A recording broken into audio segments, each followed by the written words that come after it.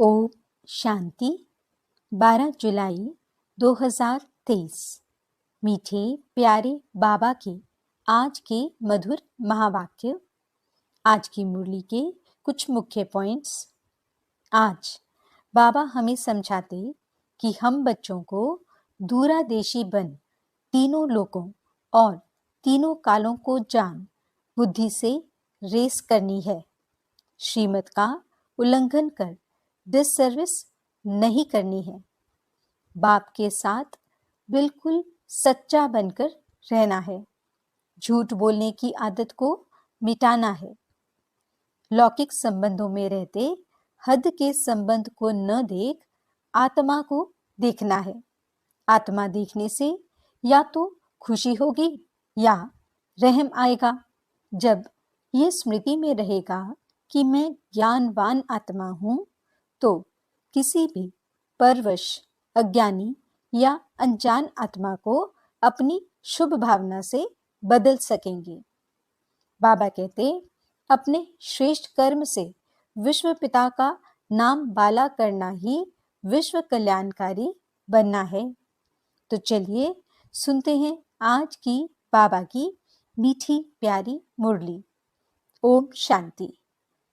बाबा कहते, मीठे बच्चे, अभी तुम्हें पवित्र जीव आत्मा बनना है। इस समय कोई पवित्र जीव आत्मा नहीं है, इसलिए अपने को महात्मा भी नहीं कहला सकते। प्रश्न, सतयुगी राजाई का इनाम किन बच्चों को प्राप्त होता है? उत्तर, जो श्रीमत पर याद की रेस में नंबर 1 जाते हैं, उन्हें ही राजाई का इनाम मिलता है। तीखी रेस होगी तो रजिस्टर में नाम अच्छा होगा और इनाम के अधिकारी बनेंगे। तुम बच्चे दूरादेशी बन बड़ी दूर की रेस करते हो। 1 सेकंड में निशान तक यानी परम धाम तक पहुंच वापस लौट कर आते हो। तुम्हारी बुद्धि में है, पहले हम मुक्ति में जाएंगे, फिर जीवन मुक्ति में आएंगे। तुम्हारी जैसी रेस और कोई कर नहीं सकता। गीत, आखिर वह दिन आया आज। ओम शांति। ये कौन जानते हैं कि आखिर वह दिन आया आज? बच्चे जानते हैं, आखिर वह दिन आया आज जो हम बाप के सम्मुख हुए हैं। आत्मा कहती है, इस शरीर द्वारा। अभी तुम बैठे हो, जानते हो, हम आत्माएं अभी परम पिता परमात्मा के सम्मुख बैठी हैं। बरोबर 5000 वर्ष पहले भी हम आत्माएं यानी जीव की आत्माएं परमात्मा से सम्मुख मिली थी। आत्मा कहती है, मेरा यह शरीर है। शरीर नहीं कहेगा, मेरी यह आत्मा है। हम आत्माओं का बाप आखिर आज आया है। आना भी जरूर है। भक्ति के बाद ज्ञान देने लिए, ज्ञान से सद्गति करने लिए आखिर आया है। ये सारी दुनिया नहीं जानती, सारी दुनिया के सम्मुख हो भी नहीं सकेंगे। तुम बच्चों को भी नंबरवार पुरुषार्थ अनुसार निश्चय है। पहले तो आत्मा निश्चय करते हैं, फिर निश्चय करते हैं हमारा बाप फिर से आया हुआ है। तुम समझते होंगे ऐसे सब निश्चय करते हैं, परंतु ऐसे भी नहीं है। ये ऐसा विचित्र है जो घड़ी घड़ी भूल जाता है। हम आत्मा हैं, परम पिता परमात्मा के सम्मुख हैं, यह भूल जाते हैं। ये तो दुनिया भी जानती है, पतित जीव आत्माओं को पावन बनाने परम पिता परमात्मा आते हैं। जीव आत्माएं आत्माओं को पवित्र बनाने नहीं आती। सभी जीव आत्माएं हैं, परम पिता परमात्मा एक ही है। उनको जीव नहीं कहेंगे, क्योंकि उनको कोई स्थूल सूक्ष्म शरीर नहीं है। यह बाप बैठ समझाते हैं। तुम जो भी नामधारी देखते हो, ब्रह्मा विष्णु शंकर का चित्र देखते हो, वे सूक्ष्म वतन में रहते हैं। वह भी सूक्ष्म जीव आत्मा ठहरे। यह बड़ी समझने की बातें हैं। मनुष्य तो भल कहते हैं फलाना महात्मा है, परंतु पतित दुनिया में महात्मा आ कहाँ से सकते।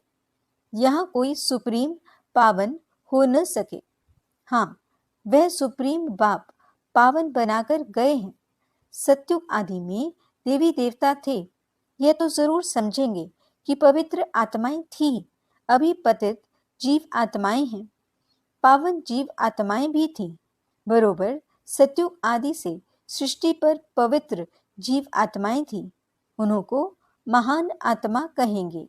बाप समझाते हैं, पतित दुनिया में कोई भी महान आत्मा हो नहीं सकते। सब पतित जीव आत्माएं हैं। पतित जीव आत्मा जरूर औरों को भी पतित ही बनाएंगी। वहां हैं पवित्र जीव आत्माएं, तो क्या करेंगे?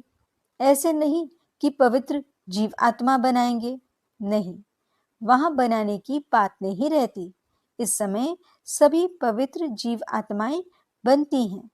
वहां तो हैं ही सब पावन। इतना पावन बनाने वाला कौन?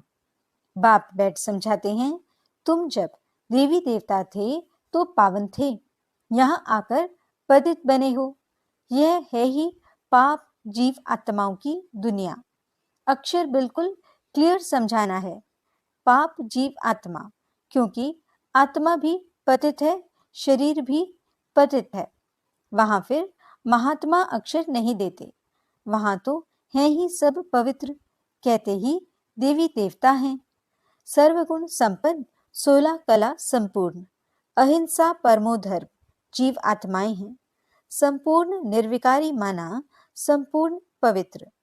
तुम बच्चों को समझाया जाता है, सन्यासी पवित्र रहने लिए पुरुषार्थी हैं।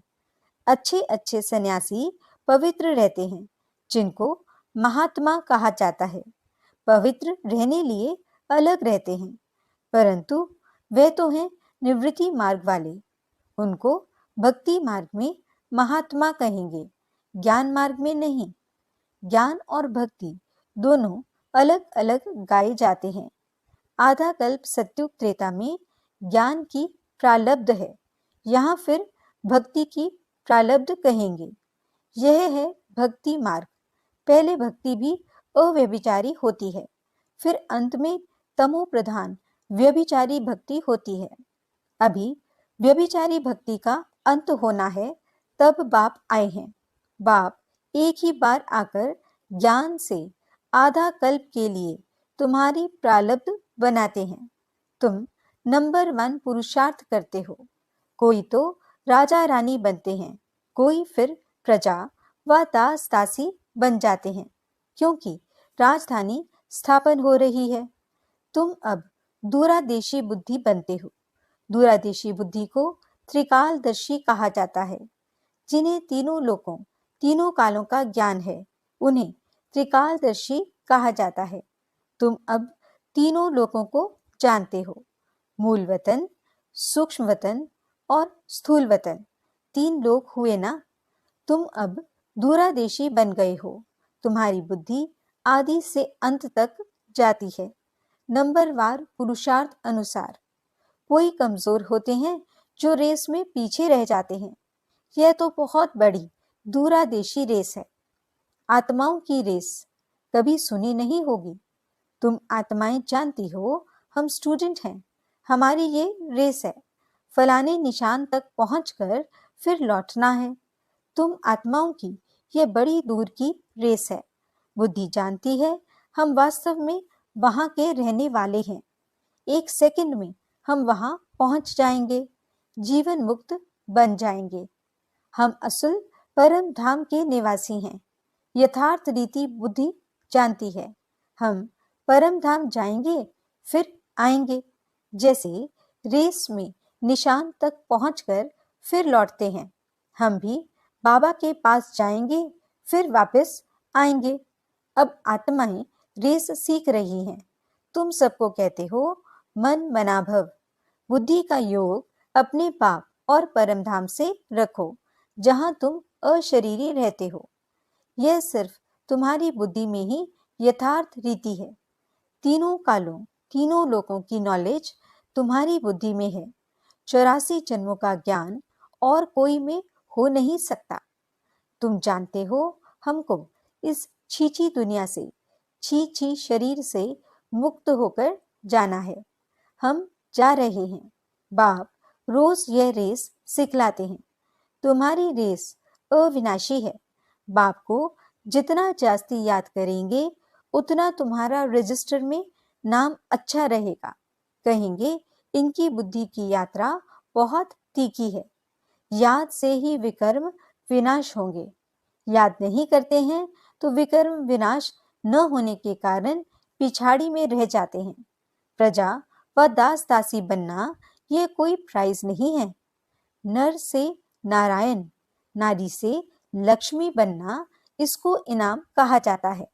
बाप राजाई का इनाम देते हैं। अगर उनकी मत पर चल दौड़ी लगाई तो कोई तो 2 कदम भी दौड़ी नहीं लगाते हैं। अगर प्रजा वाले होंगे तो बिल्कुल कम दरसा पालेंगे। यहाँ रहने वाले भी होंगे तो भी राजाई में बहुत कम पद पाएंगे। तुम्हारी कितनी विशाल बुद्धि हुई है। अब बैंगलोर मद्रास के बच्चे बैठे हैं। उनको फिर मद्रासी भाषा में कोई बैठ समझाए। हमारी भाषा तो हिंदी है। कल्प पहले भी ऐसे समझाया होगा। कहेंगे भगवान सब भाषाएं क्यों नहीं जानते, परंतु ड्रामा में है नहीं।